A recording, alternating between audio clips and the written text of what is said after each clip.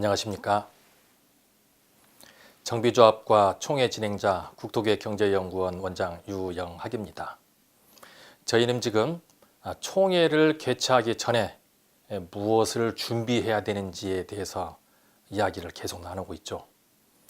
지난 시간에는 총회 장소에 대해서 좀 조심해야 될 것들에 대해서, 또 장소가 갑자기 점거가 되었을 때 어떻게 대응을 해야 될 것인가에 대해서 이야기 나눠봤습니다. 자, 이번 시간에는 총회를 하고자 하면 총회의 시간과 장소, 총회의 목적인 안건을 통지하도록 되어 있죠.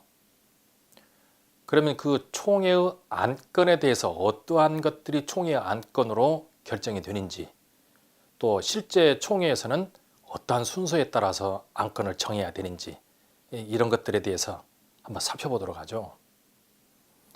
저희가 도시민주화 환경정비법의 절차에 안건은 만들어질 수 있다는 얘기는 지지난 시간에 말씀드렸습니다. 그러면 그것을 총회 안건으로 정해서 총회에서 결의를 받은 후 결의된 바에 따라서 다시 도시민주화 환경정비법에 따라 사업을 진행하게 되죠. 그런데 이 안건을 처음 만들게 되는 것은 이사회의 통상 업무와 안건 상정의 권리에 따라서 안건이 처음 만들어지게 되는 거겠죠. 그럼 이사회에서 안건 상정이 되고 대의원회의에서 결의할 것은 대의원회의에서 결의를 하고, 대의원에서 결의할 수 없이 반드시 총회에서 결의하여야 할 것은 반드시 총회로 안건을 상정을 해야 합니다. 그런데 이렇게 총회의 안건으로 상정을 하도록 한 것은 조합원들의 권리관계에 밀접하고 사업의 중요한 단계에 해당이 되며 사업 진행에 대한 합리적인 합법성을 취득하면서 또 조합원들은 의결권을 통해서 조합의 경영에 참여할 수 있도록 하는 그런 제도적 장치입니다. 그래서 총회에서 반드시 결의하여야 할 것들은 도시민주화 환경정비법과 대통령령 그리고 표준정관에 이러한 것들은 반드시 총회의 결의를 경유해야 됩니다. 이렇게 정해놓은 게 있죠. 그 정해놓은 이유는 말씀 올린 것처럼 가장 밀접한 조합원들의 권리와 관계가 되기 때문이라는 것. 자, 그러면 지난 시간에 저희가 대의원에 대한 기능에 대해서 설명을 할 때 대의원회의가 총회의 권한을 대행할 수 있다고 얘기를 했고, 그 대의원회에서 대행할 수 없는 것은 총회 필수적 결의사항은 대의원에서 결의할 수 없다고 얘기했죠. 또 한번 살펴보죠. 총회에서 반드시 결의해야 될 것은 크게 세 가지로 나눠볼 수 있죠. 첫 번째는 조합의 존립에 관련된 부분이고, 두 번째로는 사업의 중요한 단계에 관련된 부분이죠. 그리고 세 번째로는 이 비용에 관련된 부분, 이렇게 크게 세 가지로 나눠보는 것이 가장 쉬울 것 같죠. 그러면 존립에 관련된 것은 우리가 사업을 진행할 때는 제 규정이 필요합니다. 여기에는 정관이 있을 것이고, 정관 아래에 조합 운영 규정과 또 회계 규정, 선거 규정, 많은 규정들이 있습니다. 총회 결의사항입니다. 두 번째로는 이 조합이 운영되기 위해서는 경영인이 필요하죠. 경영인.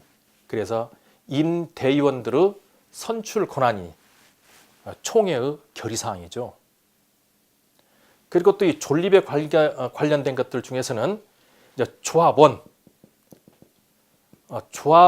탈퇴나 제명에 관련된 권한, 이것도 반드시 총회에서 결의를 해야 되지 이사회에서 결의하거나 대의원에서 결의할 수 없습니다. 조합원은 이 조합의 존립에 가장 근원적인 존재 가치가 있죠. 따라서 함부로 결정할 수 없습니다.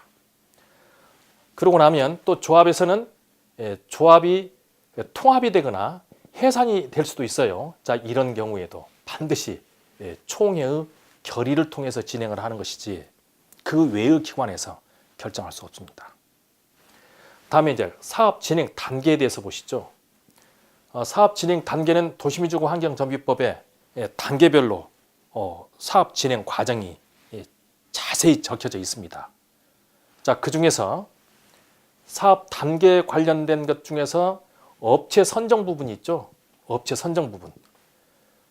시공건설사, 정비사업 전문관리업자, 설계자, 감정평가사 이 업체에 관련해서는 반드시 조합원들이 총회를 통해서 선정하도록 했죠. 왜 그럴까요? 이 사업 진행에 관련해서 조합원들의 이해관계에 밀접하기 때문입니다.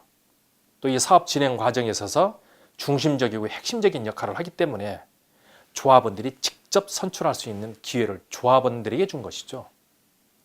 다음의 사업 단계로는 사업 시행 계획을 수립하는 내용이고 변경에 관련된 내용이죠. 뒤에서 자세히 설명을 해드리겠지만 사업 시행 계획을 인가받는다는 것은 건축 면적을 확정하는 행위죠. 우리 동네가 어떻게 바뀔지 매우 중요한 내용입니다. 다음으로는 관리 처분 계획의 수립과 변경입니다. 자, 이것은 이득 분배에 관련된 것이어서 자유롭게 조합원들이 결정하도록 하라는 것이죠. 그리고 설계 면적의 개요, 이 개요가 변경이 됐을 경우에도 반드시 총회 결의 사항이죠. 근데 이런 설계 개요가 변경이 되었을 때 대의원에서 결의를 하고 설계업체를 선정하고 이렇게 진행하는 경우 있어요. 도시미주공항계정 위반입니다. 주의하셔야 되겠죠. 그래서 이런 것들이 사업 진행 단계에 반드시 총회의 결의를 받아야 할 내용들입니다. 다음에 도시미주공환경정비법을 통해서 반드시 총회를 통해서 결의해야 될 것이 또 비용이죠. 첫 번째로는 자금의 차입 그리고 이율, 상환 방법에 대한 결정, 총회에서 결정합니다. 또 이 비용에 관련해서 사용 방법에 대한 것, 총회에서 결정해야 되죠. 또 이 비용이 변경이 일어났습니다. 그러면 이것도 역시나 총회에서 결정해야 됩니다. 또 예산으로 정하지 않았지만 조합원들에게 부담이 되는 계약에 관련하여서 이것도 역시나 총회에서 결정해야 되죠. 조합들이 많은 실수를 하는 경우가 예산으로 정한 사항 외에 조합원의 부담이 될 계약에 대한 권한을 대의원에서 결의하고 집행하는 경우죠. 그래서 많은 경우 조합장들이 계약 체결을 한 후에 도시미주공환경정비법 위반으로 좀 고초를 겪은 그런 조합들이 많이 있습니다.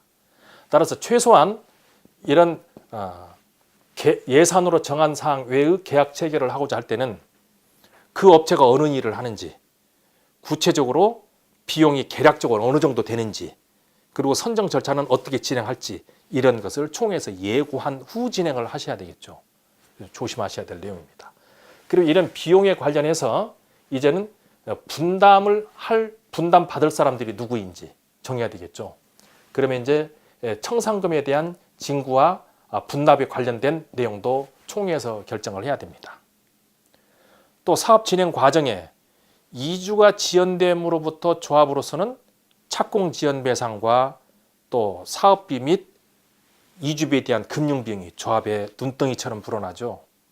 따라서 미이주자에 대한 손해배상에 관련해서 미이주자에 대한 손해배상에 대한 결정도 총회에서 결정해야 되죠. 그리고 또 조합에서 사업을 진행하면서 그 외에도 조합원들의 권리가 제한이 되거나 또는 부담이 되는 일절의 내용에 관련해서는 반드시 총회의 결의를 통해서 결정하고 집행을 해야 된다는 얘기입니다. 그런데 안건이 조합의 존립에 관련된 것, 사업 단계에 관련된 것, 비용에 관계된 것들이 총회에서 결의를 하자고 했는데 많은 조합들이 총회를 진행하다 보면 이런 안건이 총회 책자에 기록이 될 때는 또 뒤범벅으로 되는 것 같아요. 그래서 사업 진행 과정이 순조롭게 진행될 수 있는 이런 조합들이 진행됐던 과정을 살펴봤더니 이런 순서에 맞춰서 총회 안건을 정하는 것도 좋을 것 같아요. 그래서 실무적으로 총회 실질적인 장에서 안건에 대한 순서는 이렇게 정하는 것이 좋을 것 같습니다. 총회에서 결의하여야 될 안건들은 도시미주공환경정비법, 또 대통령령, 표준정관의 총회 결의를 통하여서 반드시 집행해야 될 것은 정해졌다고 했죠. 그러면 총회에서 안건을 정할 때는 첫 번째는 제규정에 관련된 것이 정해져야 되겠죠. 그런데 이 제규정에는 정관이 있고 그 하부 규정들이 좀 있습니다. 그러면 이 제규정에 관련해서는 도시미주공환경정비법이 변경이 될 경우 우리 정관과 저촉이 되는 것은 강행 규정의 경우는 당연히 바꿔야 되겠죠. 이 저촉되는 것은 무효니까. 그러나 이무 규정은 회의를 통해서 바꿔서 사용해야 됩니다. 또 이렇게 재규정들을 정하는 것은 법치행정 원칙에 따라서 예측 가능하도록 하라는 거죠. 따라서 재규정이 안건 중에서 제일 먼저 진행이 될 걸로 보이죠. 자, 두 번째로는 경영인입니다. 사업 진행 과정에서 처음 선임이 되었었던 임대위원의 임기가 만료가 됐거나 또는 유고 또는 고리가 발생이 되면 새로 선출을 하고 또 그 업무를 진행할 수 있는 담당자를 정해야 되겠죠. 따라서 이것도 그 조합의 정관과 성과관리 규정 등에 따라서 업무를 진행하셔야 됩니다. 이 자세한 내용은 또 별도로 한 꼭지가 준비되어 있죠. 세 번째로는 사업의 단계에 대해서 결정을 해야 되겠죠. 여기서 주의를 많이 해야 됩니다. 많은 경우 조합에서 용적률이 변화가 되었으므로 변경을 해야 된다고 주장을 해요. 그런데 사업 시행 인가의 경우 10% 이상 변경이 되게 되면 중대한 변경 사항이 되기 때문에 이 손질을 하는데 시간이 많이 걸릴 수밖에 없어요. 그러면 이 사업 시행 변경을 하는 것 관련해서 들어가는 비용과 시간 대비 조합에서 얻는 수익도 맞추어서 균형 있게 정리를 해야 된다는 것이죠. 특히 사업 단계 관련해서 기본 계획부터 바꾸어서 사업을 진행하고자 하면 시간은 더 많이 늘어날 수밖에 없죠. 따라서 이런 사업 변경을 하는 단계에 관련해서도 심각한 고민과 함께 진정 조합하는 게 어떤 것이 이득인지 견줘봐야 될 걸로 판단이 됩니다. 그리고 네 번째로는 이런 사업 진행 관련해서 업체들이 필요하죠. 그런데 제가 도시민주화 환경정비법에서는 사업을 시작을 하면서 업체들을 몽땅 뽑아놓고 사업을 진행하는 것이 아니고 사업이 진행되는 단계에 맞추어서 업체들을 선정하게 되고 그 업체들이 그 업무를 수행을 하는 이런 체계로 진행이 됩니다. 따라서 이 업체에 관련해서 총회에서 선정할 것은 총회에서, 그리고 대의원에 유임된 것은 대의원에서 업체를 선정하는 절차로 진행을 하게 되겠습니다. 그리고 다섯 번째는 사업 진행 단계마다 특수한 안건이 있을 수 있어요. 특수 안건. 이것은 그 조합의 민원과 토지 상태와 비용에 관련하여서 그 조합에서 부득이 발생되는 안건들이죠. 예를 들어 이런 경우죠. 어느 조합에서 나대지만 가지고 있는 소유자가 있었습니다. 그런데 이 사람은 건축 제한 면적 이하이면서 조건부 분양을 받는 사람이었죠. 그런데 이 사람은 집이 다 지어질 때까지 전 가족 중 누구 하나가 집을 사게 되면 분양권이 없어지는 거예요. 그런데 이 조합에서 분양 신청을 했고 분양 자격이 있다고 하니 야호, 여기에는 내가 분양권 하나 있고 이건 확보됐으니 다른 곳에 집을 하나 더 사야지, 이렇게 해서 매입을 했습니다. 그 순간 금융결제원에서는 이 사람이 주택을 보유한 자이기 때문에 나대지만을 가지고 분양권을 받은 이 분양권은 취소한다, 이런 결정이 난 거예요. 그랬더니 이 사람이 조합을 대상으로 이제 목리를 놓기 시작합니다. 원래 분양권은 없는 것이 맞죠. 자, 그런데 갖은 방법으로 사업이 진행되지 않도록 틀어막는 거예요. 그런데 이 정도 사업이 진행된 조합의 입장에서는 하루하루가 돈이죠. 관리처분 인가 결정 고시가 된 이후부터는 자금으로 사업을 진행하는 것이기 때문에 보통 2000세대 정도의 신축 아파트를 건설하고자 한다면 20억 이상의 금융비용이 매월 발생합니다. 그런데 공사금지 가처분인이 이런 행동을 하게 되면 조합에서는 막대한 손해를 보게 되죠. 그래서 이걸 어떻게 정리할 것이냐 해본 결과 이 사람을 보류주로 정리를 하자, 이런 결의를 하면서 그 관청의 담당자, 조합 담당자, 정비사업 전문관리업자, 시공건설사, 또 변호사, 이런 사람들과 모여 앉아서 연석회의를 한 결과 법에는 허용되지 않으나 지금 우리 조합의 현 상황으로 사업을 진행하기 위해서는 보류주로 결정하는 것이 좋겠다. 이것도 조합장이 결정할 수 없으므로 총회에서 결정하자. 이제 총회 안건으로 올라온 적이 한 번 있었죠. 곤란한 일이고 고약한 일입니다. 또 이런 안건이 발생할 수 있어요. 향후 여러분들이 사업 진행을 하시면서 금융비용을 대출을 받을 텐데 이 금융비용 관련해서는 여러 번 만들어지죠.